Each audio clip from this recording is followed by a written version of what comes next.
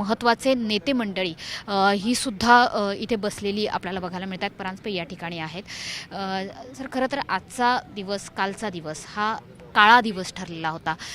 समोर अजित पवारांसाठीची अंतिम तयारी आता सुरू झालेली आहे, ती पूर्णत्वास गेलेली आहे. याच मैदानातल्या अनेक आठवणी असतील, इथे अनेक कार्यक्रम घेतले असतील. असं आहे की निशब्द होता आम्ही. वेळेच्या आधी येणारा नेता वेळेच्या आधीच आम्हाला सोडून गेला पोरकं करून, आणि त्यामुळे काहीच कालपासून एवढं आम्ही दुःखात होत की काही सुचतच नाही. त्यांच्या अनेक आठवणी आहेत. आज असा क्षण देखील आम्हाला बघावं लागेल हे कधी वाटलंही नव्हतं. काल आम्ही तुम्हाला बघितलेलं होतं, तुम्हाला अश्रू अनावर झालेले होते.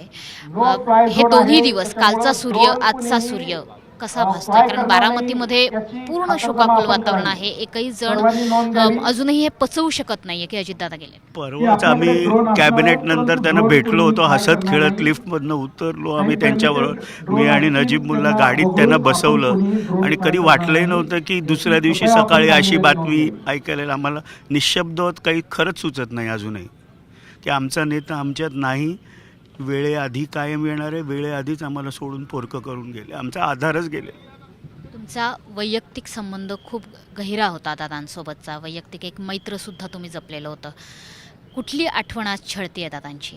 कायमच. कधी काही अडचण आली, कधी फोन करा, व्हॉट्सॲप टाका, त्याचा फोन परत येणारच येणार. आनंद काय झालं म्हणून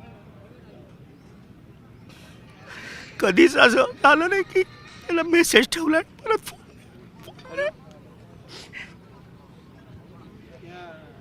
आनंदजी, खरं तर जे वारंवार, म्हणजे अगदी अमोल मिटकरी आणि काल तुम्ही एकमेकांच्या अक्षरशः गळ्यात पडून रडताना महाराष्ट्राने बघितलेलं आहे.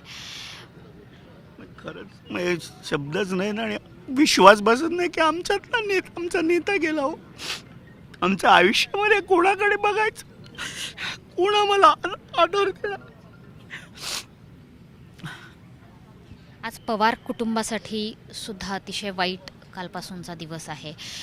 शरद पवारांची देहबोली, त्यांचा आवाज हा बरंच काही सांगून गेलेला आहे. साहेबांना काय वेदना होत असतील हे साहेबांनाच माहिती.